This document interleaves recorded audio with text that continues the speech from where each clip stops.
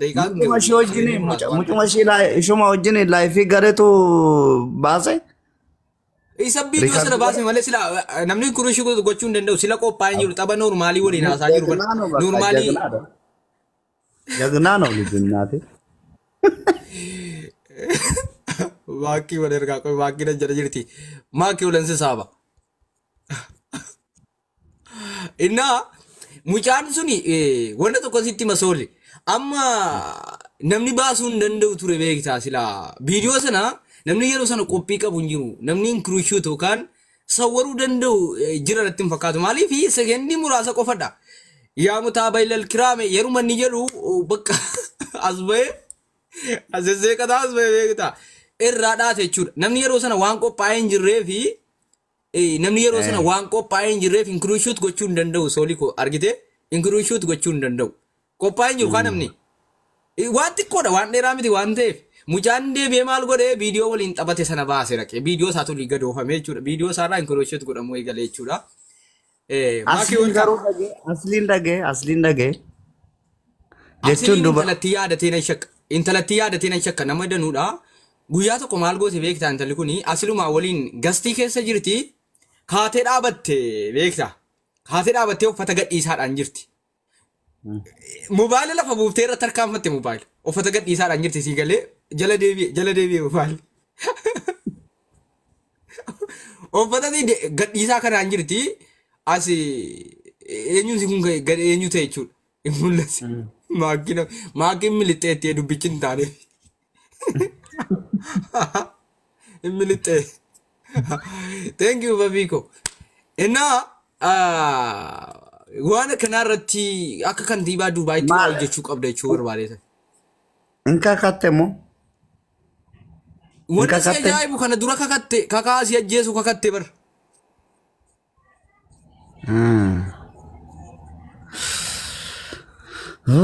ከባድ ነው በእናት አማ በቃ አማት ቪዲዮ ማለት ገባሰ ማል ወጀተሪያ ደማሰ ቪዲዮ እሰ ከነረት ወጀተ ምን ወጀነ ሂሪራ ሞርሚ አማ ገባሰን ገባሱ በው ያደጋሪ ነገ አፈቴ መሐመዶን ኢትዮጵያ ኩን ሂሪራ ባጅራ በከታ ሂሪራ ባጅራ ገነምኔራ ያደ ጀዱ ካሰኒ እላ አማ አስመረኑ ሞኮር ገባሳ አመን ተለተናቲ ገባሳ ከሚ ገባሱ በርባደ ግዝማ አማ አከነረት ገባስቶ intala kana wonnan ta'u taatee kaleessa eenyu keessatti ta'in gabaasa jechuudha. Amma fakkeenyaaf kabajamtoota hordoftoota keenya guyyaa kaleessaa Dubaay keessatti wantoota ta'a jedhameen eegamne karaa laayibii TikTok ta'u maddeen gabaasaa turan. Gabaasa baasaa turaniin lammii Itoophiyaa akka taate qarreen tokko karaa laayibii osoo waraabaa jirtu lammii Baangilaadesh mataa sirraan as ba'uun yaa mutaabayinal kiraam eega jedhee booda burjaajii guddaa dhalattoota Itoophiyaa keessatti uumeeraa jechuu maddeen gabaasaa jiru. Maddeen gabaasa baasaa turaniin nuti qeerroowwan Itoophiyaa kanneen taane haala adeemsaa qarreen Dubaay keessaa raawwatte ganummaa nurratti raawwatteetti jechuun miira dallansuu isaanii ibsataa jiru. Haala mormii dhageessisaa jiranuun Dubaay keessatti haadha warraaf jaalalleewwan biyyoota garaagaraa keessa teenyee Dubaay keessatti jaallataa turree jedhan gantummaan dubartoota keenya irratti taasifame akkasumas abbaa manaa isaaniif jaalallee isaanii biyyoota garaagaraa irratti qarreewwan Dubaay taasisaa jiran irra deddeebiin ni balaaleffannaa jedhan adeemsa Dubaay keessatti taasifamaa jiru guutummaan guutuutti ni mormina durboowwan Dubaay keessa jiran irra caalaan isaanii kiniinni baagiddii liqimsanii waan jiraataa jiranuuf bultiidhaaf hin barbaannu jedhan haadha warraa keenya ka Dubaay keessa jirtu ni inna jaalallee keenya Dubaay keessaa bilookii ni goonaa jechuun hiriira mormii ba'aa jiru jechuu maddeen gabaasaa jiru. Haala adeemsaa keessatti kantiibaa magaalaa Dubaay kataan obbo Sooloon ibsa miidiyaa keenya faana taasisan.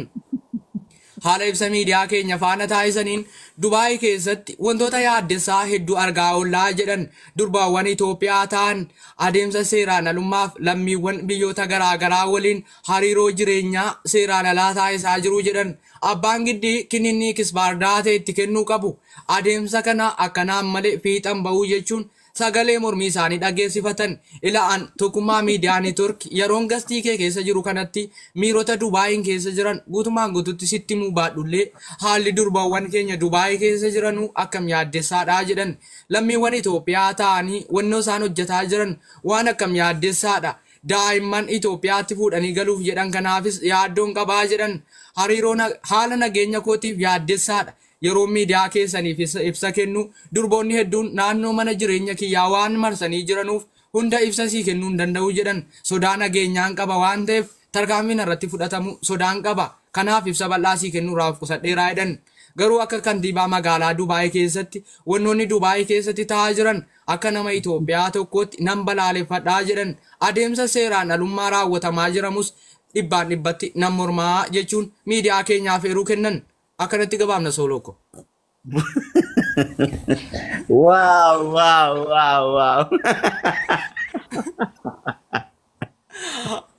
Yabbede. Ada. Maki ko mabute makiye ko. Tamale dandeessa. Gabaasa bal'aan qaba. Danuun gabaasaa olee miidiyaan kun gabaasa dhugaa afaanota garaagaraan nan yaala'utu afaan hin danda'u malee afaanota hedduu yaaluun mokkora. TikTokii kee irratti gabaasuma gabaasta? Miidiyaan beekamaadha. TikTokii dhuunfatee jira miidiyaan kuni.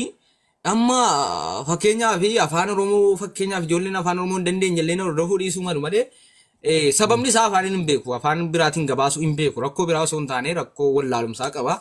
Nan bal'isa sila addunyaa kanan baxa sila Ingiliffaanis Amaariffaanis Tigiriffaanis nan gabaasan ture. Garuu rakkoo waan qabnuufi. Wow.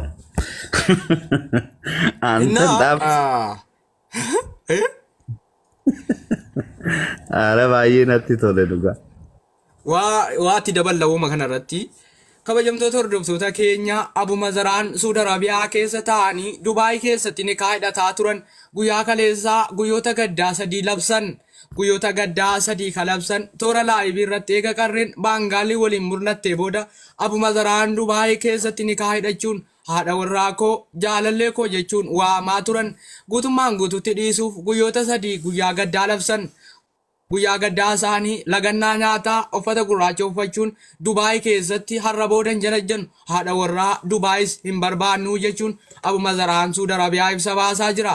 Suudi Arabiyaa keessa ta'anii Dubaayitti ni kaa'idhachuun waan barfatame yoo ta'u adeemsa seeraan alummaaf kanneen haadha warrummaaf jaalallummaa keenya guutummaan guututti danqan guyyaa kaleessaa toora laayivii irratti argineerraa jedhan adeemsa seeraan alummaa kanneen lammoota biyyoota garaagaraa waliin taasisaa jiran haala yaaddessaadhaa jedhan kanneen haadha warraa Dubaay keessaa qaban guyyaa kaleessaa ibsa miidiyaa kennaniin adeemsa seeraan alummaa durbaawwan Dubaay keessaa taasisaa jiran guutummaan guututti ni morminaa jedhan haadha warraa keenya Dubaay keessa jiran yeroo gabaabaa keessatti keessaa ni baamna. Kanneen Dubaay keessaa ba'uu didan guutummaan guututti hiniinnaa jechuun ragaa isaanii dhiyeessaa jiru. Haala adeemsaa keessatti Maammadoo Faatee gidduutti wal waraansi adeemsifamuuf deemu yaaddoo uumaa jiraa jedhu. Gama Dubaay durboowwan muraasa ibsa baasaa jiraniin namoota muraasaaf jecha kanneen miskiinummaan dalagataa jiran maqa balleessiin nurratti deemsifamaa jiraa jedhan. Labsiin yeroo muddamaa nurra kaa'ame kun guutummaan guututti nurraa kaafamuu qaba. Nuti miskiinonni mana madaam dalagataa jirru ijaazaa waliin beenu jechuun gareeleen muraasni gara mormiitti jijjiiraa jiru. Dubaay keessatti wal mormiin kan itti fufe yoo ta'u abbaan giddii waamicha taasisuu gabaasaa jiru. Abbaan giddii qarreen kaleessa karaa laayibc nama lammii biyyoota biraa waliin hariiroo qabdu argamte na bira dhufte akka kiniinni fudhachu jechuun waamicha taasisan. Abbaan giddii waamicha taasisaniin guyyaa kaleessaa taateen karaa laayibii ta'aa ture wantoota yaaddaan alaa ta'aniif haala seeraa keenya balleessan osoo ta'u garuu intaloon kaleessa laayibii irratti mul'attee turte guutummaan guututti gara keenyatti maltee kiniinni fudhachuu qabdii jechuun waamicha taasisan. Adeemsa seeraan alummaaf kanneen lammiilee Itoophiyaa ganuun lammiilee birootti haala seeraan alaan keessummeessaa jiran manni ijaazaa Dubaay guutummaan guututti diigamuu qabaa jechuu kantiibaan magaalaa Dubaay obbo Soolon ibsa baasan. Akkasi Soolo ijoollee koppiliin everybody's. Wow. Bakka ati amma akkana amma kana geessa dandeesse maaliif YouTube irra banattee hojjenneen dhugaa baay'ee si fayyada. Galatoomaa sana faayitii si qaba. Adaraa YouTubein koo as jala jira namoonni afaan kana dhageessan yeroo kamiyyuu siyaasa irratti hojjedhu amantii irratti hojjedhu nama fakkeenyaaf gar tokko gorii nam tokko gar tokko dhiibu miti wal dhabdee nama gidduu jiru nan gabaasa wal dhabdee nama gidduu jiru nan gabaasa qaamolee kamiyyuu deeggaruufis mormurraa bilisa wanna akka sabaaf jinniin hin jiru saba fedhe ta'u afaanan dubbadhu waanan danda'u dandeenarraa dhageenyaan walii wajjin interview yaada nan geggeessaa abbaa fedhe ta'e nama Itoophiyaan ta'in lammii biyyoota biraa yoo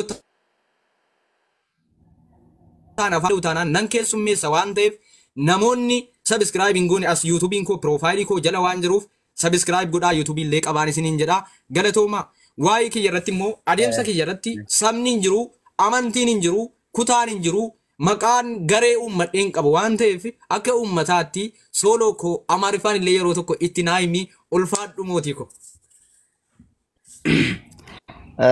እሺ እንግዲህ እዚህ 1000 ሰው ምናምን የምትከታተሉ አላችሁ። ያው እያለ ያለው ቋንቋ አልችልም እንጂ እኔ የምሰራው በዜና ጎበዝ ነኝ፣ ዜና በመስራት ማለት ነው። ዜና ስሰራ ደግሞ ዘርን የያዘ ወይ ደግሞ ብሔርን የያዘ አይደለም። እንዲሁ ለፈን የሚሆን ዜናዎችን ነው የምሰራው። ዩቲዩብ አለኝ፣ ገብታችሁ ከፕሮፋይሌ ስር ሰብስክራይብ አድርጉኝ እያለ ነው። ሰብስክራይብ አድርጉት። በጣም ደስ የሚል ልጅ ነው።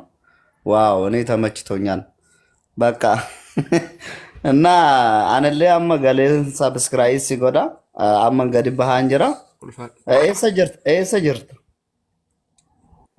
አኒ ሳውዲ ጅራ ሳውዲ እሺ ኦኬ ረኩን በቃ አማ ሰብስክራይብ ፎሎወርስ ሲጎደራ ሰብስክራይብ